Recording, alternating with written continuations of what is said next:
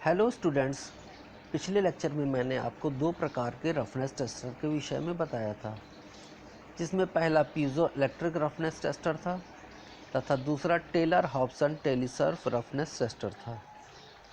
आज मैं आपको दो अन्य रफनेस टेस्टर के विषय में बताऊंगा। टैमिल्सन रफनेस टेस्टर। यह रफनेस टेस्टर पूरी तरह से मैकेनिकल प्रिंसिपल पर आधारित है। इसमें एक स्टाइलस रोलर होता है जिसके फेस पर एक डायमंड स्टाइलस लगा होता है। जब यह रफ सतह पर चलता है तब स्टाइलस ऊपर नीचे गति करता है।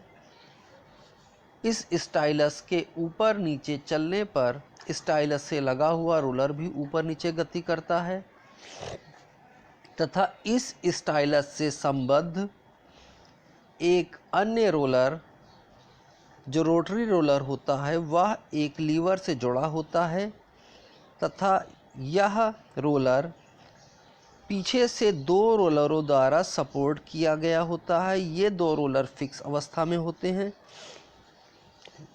जिससे स्टाइलस रोलर के ऊपर नीचे गति करने पर यह रोटरी रोलर भी इसके साथ ऊपर नीचे गति करने लगता है।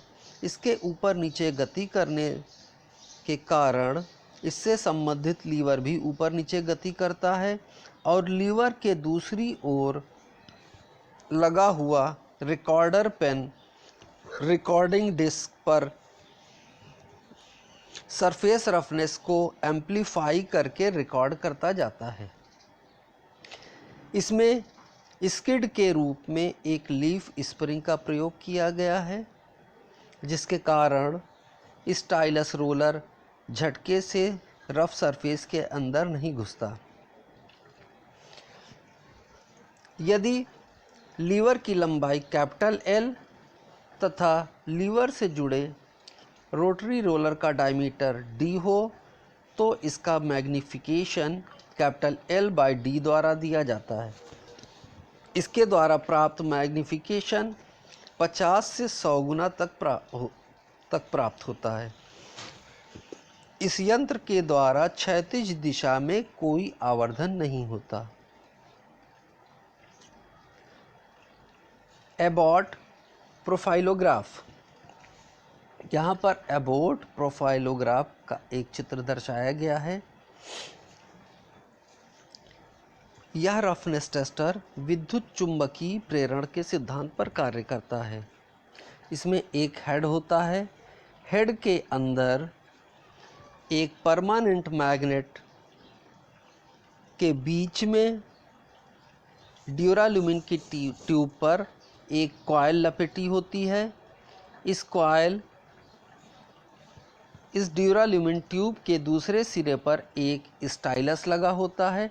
यह स्टाइलस डायमंड कोण का 60 डिग्री का होता है तथा इसकी नोज रेडियस 12.5 माइक्रोमीटर होती है। जब यह रफनेस टेस्टर सतह पर गति करता है तो यह डायमंड स्टाइलस सतह के छेदों में गर्तों में घुसकर ऊपर नीचे की ओर गति करता है। इसके ऊपर नीचे गति करने से इस कॉइल में प्रेरित विद्युत वाहक बल उत्पन्न हो जाता है। इस प्रेरित विद्युत वाहक बल को एम्पलीफायर की सहायता से एम्पलीफाई करके एक ऑसिलेशन ट्यूब पर देख लिया जाता है।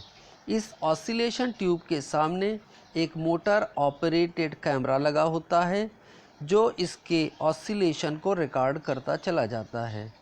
यह पूरा सिस्टम एक हेड के अंदर फिट किया हुआ होता है।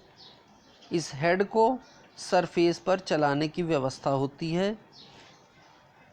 स्टाइलस झटके से सतह के अंदर प्रवेश ना करे, इसके लिए इस पर 2 स्प्रिंग की भी व्यवस्था की गई होती है। इस यंत्र के द्वारा गहरे गर्तों को आसानी से मापा जा सकता है। तथा इसको सरफेस पर चलाने की स्पीड 8 मिलीमीटर पर सेकेंड निर्धारित की जाती है। Thank you for watching video.